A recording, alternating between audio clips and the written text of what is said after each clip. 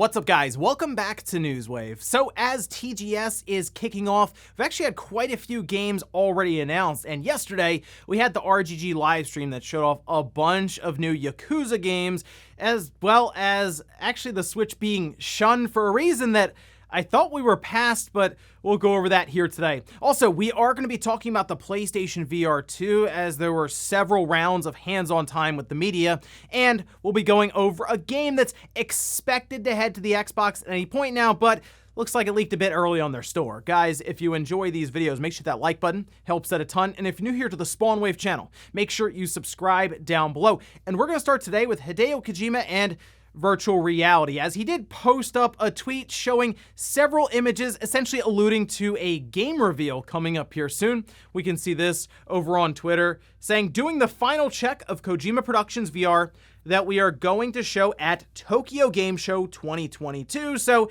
at some point here, we should see an announcement from Kojima Productions for what I guess is a Meta Quest 2 game. Although he has a cable running out of it, either that's for charging or to hook it up, I think, to your PC. You can run some of the games from the PC just using the headset as just that, not necessarily as a processing unit there. But I'm going to stick with, okay, maybe this is a Meta Quest 2 game that's releasing, and who knows what Kojima is going to come up with for VR. He just comes up with some weird off-the-wall ideas all the time, and here soon he'll be plugged into the cloud with Microsoft, so all bets are off then. But yeah, I'll be interested to see what he comes up with here for the Meta Quest 2, which I do believe is a headset that has continued to appeal to the mainstream audience as much as VR can currently, since you don't need to hook it up to anything else really. It's a standalone, all-in-one unit. So we'll see what he has. Any point now, it should be announced at Tokyo Game Show. Also, we did have an anticipated demo that appears set for release at any point. We can see this over on Twitter from PlayStation Game Size. Valkyrie Elysium demo version. Remember, this had already leaked out after some of the icon imagery showed up on the PlayStation database for the PS4 and 5, but we can see now the PS4 version, 4.6 gigabytes, the 5 version, just over 8 gigabytes. This is specifically for the EU version. Other regions, of course, can be slightly different. You will be able to play through the first chapter of the game, and the save data from the demo can be transferred to the retail version. That's something that Square has continued to do with several of their recent releases. So this is really cool. And get this, the release date appears set for September 15th or today. And I am getting more and more excited for Valkyrie Elysium. I think the first trailer they showed just wasn't very good overall, but the more they've shown with different showcase events and just like gameplay trailers they've put out, I think it's looked better and better. And now we'll just have a demo we can try out, see how the combat feels, and play through the first chapter, and then transfer it over to the full game. So if the demo is good enough, I think I'm going to pick this game up in a couple of weeks and go from there. Oh, and we did have an update that was announced for the Xbox app on PC, which certainly needs some work, but there was an interesting part of this update when it comes to integration from a third party. Take a look at this. This is over on the news.xbox.com site, where they say How Long to Beat will be integrated into the Xbox app interface. And this is kind of a cool idea, because if you look at the example they've posted here, like Death Stranding, right below that, How Long to Beat will be immediately there in the application under details, showing you, yes, how long it takes to play through the game, whether it's main story and extras, or full completionist, where you do everything in the game, all the collectibles, side quests, etc. And generally, this website will just kind of poll different people who have played through it and give you a running average. And in this case, you can take a look at a game and at a glance see, is this a 10 to 15 hour game that maybe is something you can play throughout a course of a week? Or is this going to be a bit of a longer draw game where, like Valhalla, Assassin's Creed Valhalla, you better have at least 100 hours ready to go for it. So at least an interesting and fun idea there. I'm curious if they do something like this for, say, the Xbox, or eventually on the phone application where you're streaming. And guys, with some of the quick news out of the way, let's get into the bigger stuff. Let's start right away with the RGG and Sega live stream that took place the other day. Of course, Yakuza fans were hoping for some big time announcements here after they saw Like a Dragon Ishin get announced, and looks like they got exactly that. But first off, we did have Judgment and Lost Judgment get announced for PC through Steam, which technically got out there a bit early through the ESRB ratings board, but for PC gamers, good to see those are now available. But let's start from the top here with some of the announcements for RGG. That does include Like a Dragon Gaiden, the man who erased his name. This was announced during the live stream, and they explained it as a way to kind of fill in the gap between Yakuza 6 and 7. Of course, that leading up to their next big announcement, which is Like a Dragon 8. So exciting stuff here for Yakuza fans. And you also notice that they have now changed the name of Yakuza, that to Like a Dragon, which is good news for me because people say I mention Yakuza or say Yakuza incorrectly at times. No way I'm going to mispronounce Like a Dragoon. So good stuff there. But you'll notice we have now games lined up from RGG over the next couple of years with Like a Dragon Gaiden coming out 2023, and then Like a Dragon 8 set for 2024 for the PlayStation 5, PlayStation 4, Xbox Series X, S, Xbox One, Windows, and Steam. You'll notice the Switch is not mentioned here, and in fact, the RGG studio head was asked about some of these different Yakuza games, specifically even like previous ones like Zero coming to the Switch, which in response, the studio head said, "Do we want to put a title like this where we're going around and picking a fight with the world and doing all this Yakuza stuff on a Switch?" According to the producer, the family-friendly image of the Switch in its home ground of Japan clashes with the underground feeling that Yakuza games project. We still kind of think of ourselves as people of the night world, right? We don't want to be like walking around the day with everybody else. Like for us, it's kind of showing this kind of underground feeling. I think the underground kind of feeling is what we want to do. So this is some weird reasoning overall. I think they've mentioned something like this years ago as to why Yakuza games weren't showing up on the Switch, and it boils down to them saying, well, the audience for the Switch wouldn't like this game's rated mature, guys. Like, why? That's not the audience that Nintendo's attracting there. On one hand, they're not necessarily incorrect when they say Nintendo isn't out there attempting to create a mature rated game from a first-party standpoint, because Nintendo's not, but they still create games alongside of partners like, I don't know, Bayonetta 3. That's coming up here pretty soon. That is certainly a mature rated game, and this is the most hands-off Nintendo's ever been, it seems, with third parties. And again, they've also worked to publish games like Shin Megami Tensei 5. They've worked alongside of Bethesda and other companies for Doom and Doom Eternal, and we've heard talks about Witcher 3 being in the mix with Nintendo and some maybe some potential publishing deals and stuff going on there. So my thing with this is it's not a great excuse. I believe the reason is still that Wii U version that they released. That's the other thing, by the way. Yakuza's been on a Nintendo platform. It was on the Wii U. They did like a 1 and 2 bundle pack in Japan, and it just didn't sell, like, at all. I mean, it was pretty bad. I don't even think it made it into the top 20 or something in the Famitsu or Media Creates charts. So I think at this point, we're all kind of beyond the idea of, oh, the Nintendo platform's just for kids. It's sold over 110 million systems. Something tells me there are some adults in there playing their Switch. It just, to me, looks like, hey, you know what? We tried it a while ago. We still feel burned for that Wii U copy that we released, and we don't really feel like porting this stuff over to an ARM system like the Switch currently. But you figure their tune would have changed after 110 or 115 million Switch systems sold, and maybe it still did and they're working on it. They're just not ready to announce it yet, but I don't know. Something tells me we're going to be back talking about this all over again when Like a Dragon 9 gets announced and they look over and there's 160 million Switch systems. They're like, you know what? I still feel like there's a lot of kids there. Also, if you just take like 5 minutes and start scrolling through some of the titles on the eShop now with Nintendo's current curation, yeah, those Like a Dragon games are gonna quickly start to look like E10 plus rated. Next up, let's talk about the PlayStation VR 2, which is something that Sony has been doing an interesting run-up for marketing around this device. I will say, it's hard to convey VR through articles and video and all these different things, trailers, because you kind of have to just try out these VR headsets for yourself to get that full experience. But it looks like yesterday there was quite a bit of hands-on time for different media outlets, and there are some very good videos and articles that are written up. I did like Eurogamers quite a bit. They went very, very in-depth. I believe the video they posted was over 40 minutes long. The article was quite lengthy, going into all different small details around how you adjust the headset and also playing some of the different games. I did like the description, by the way, that they tried to give us going from the PSVR 1 up to the 2, saying it's like going from the PS2 generation when things were just a little blurrier than going up to the PS3 where you made that HD jump. So in this case, the PSVR 2 is much more capable on paper, and it does appear that it's also carried over to the experience. Some of the video they showed off included gameplay of things like Horizon Call of the Mountain, which to me looks like the big game that's going to showcase this headset on release. I kind of think that is a launch title. It'll be there ready to go.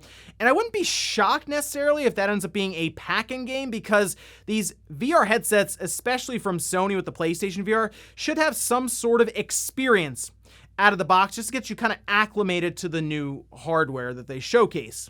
Now, I did notice that in that Horizon Call of the Mountain game, in order to move, you would kind of move your hands up and down like you're running and your character will run, or you can just use the sticks. I think I'll just stick with actually using the analog sticks on those controllers. It does have haptic feedback in the headset, which was showcased when you have things flying over top of you, for example, and it did look like a very immersive experience all the way around. Other titles that were showcased were Resident Evil Village, The Walking Dead Saints and Sinners, and Star Wars Tales from the Galaxy's Edge. The cable was also addressed here, and that is something I thought a bit more about after using the Meta Quest 2 more and more. It is very freeing to have no cables at all, and it basically being an all-in-one headset. So now I'm kind of like, oh, there's gonna be a cable running off of it. However, it was mentioned actually of multiple different outlets here that the cable never got tangled up and they never even realized they had it attached. The headset itself is pretty light overall, and the cable is also something that I guess is lighter overall, so you don't notice it. So that's at least good that you're not getting tangled up in it moving around, because if as soon as that becomes a problem, that or the setup, it immediately falls under, I think, the Meta Quest 2 for a lot of people, despite the Meta Quest 2 not being as capable as what we're seeing with this headset hooked up to the PS5. And at this point, I think we just need that price and the release date. And there's going to be some sticker shock, I believe, initially, especially with what's being described and the experience that they are getting in some of these previews. I'm still thinking we're $500 minimum. I would be shocked if they come in at a $400 price, because I don't think Sony wants to lose money on this headset. You lose money on the system, at least that's generally been the strategy for Microsoft and Sony, although it seems to have changed a bit here with some of the prices going up for the PS5. But you don't lose money on accessories, certainly not something like the PlayStation VR that is being marketed to a smaller, more niche audience, all things considered, with the PS4, for example, being well over 15 million units sold, but the PSVR being like 5 million. So I think 500 is going to be best case scenario, and if it gets up above that, $600 even, that's going to be a tough pill to swallow. But I assume we're going to see a press release pushed out on that PlayStation blog at some point from Sony to break the bad news, possibly on that end, but also give us that release date that appears to be set for that first quarter of next year. Next up, let's talk about an expected Xbox release that appears to have leaked out a bit early, certainly ahead of its official announcement, and that's Deathloop. Now, this did come out last year in September on the PlayStation 5 and on PC, but you can see some of the images here where ads are showing up on the Xbox store with Deathloop pre-order now, so I guess somebody hit the button a little early. I'm trying to think of where they're going to announce this. I mean, it seems obvious that they may do it at Tokyo Game Show just because that's the next big event coming up. In fact, by the time you're seeing this video, Xbox would have already run their live stream, so hey, let me know in the comments if they did announce it. Otherwise, we'll follow up tomorrow in Newswave on this one. It could also just be a tweet and a blog post, and that's kind of it for him on this one. I mean, technically, it's been out for a year, and it would be debuting onto the Xbox, and I would assume into Game Pass. It's been a weird situation for this all the way around, because even though Microsoft bought Bethesda and ZeniMax and all this, they still had to release this game onto PlayStation and then wait a year. They've done the same thing with Ghostwire Tokyo, so I assume we'll see that show up on the Xbox next year. This, by the way, should just go into Game Pass right, like, immediately. And I will say, I like Deathloop. I think it is a good game. I think it's certainly a good game to try out in Game Pass because it's very different, and it might not click with everyone since it is kind of this almost strange puzzle mystery style game, and it is that roguelike element where you are basically doing the same day over and over in kind of Groundhog Day. You can work to keep some items, and the biggest thing you keep is knowledge or information that you find based on some of these different targets, so that eventually you can make one quick run all the way through in one day, take all the targets out, and then essentially escape this loop that you're stuck in. And I thought it was a pretty cool experience going all the way through it, and I will say there are parts that people might get stuck on and be like, oh, I had to look this up or something, but I think when you get all the way through it, there's that satisfaction of being able to beat the game for that loop kind of setup. But the shooting was good. It definitely felt like an arcane game, so I recommend checking it out whenever it gets announced. They may as well, to be honest, stealth drop it right into Game Pass after the announcement, and who knows, maybe they would have done it at Tokyo Game Show. And in our last bit of news, let's talk about Tales of Symphonia Remaster. There's still more information coming out around this, but when I saw it got revealed at the Nintendo Direct, I thought, you know what? I feel like I already have this game on PC, which I do. I double-checked my Steam library. I'm like, I know I have it obviously on the GameCube. It came out on the PS2. I guess this is just their push to do like a modernized version of it for like newer platforms. And indeed, that appears to be the case. It's $40 and it's on all the major platforms now: Switch, PlayStation, Xbox, etc. But unfortunately, it's not the version I was hoping to see. This posted up over on Twitter from Imran, pointing out it's now confirmed that Tales of Symphonia Remaster runs at 30 FPS, which means that the only official way to play Tales of Symphonia at 60 FPS is on the GameCube. That's right.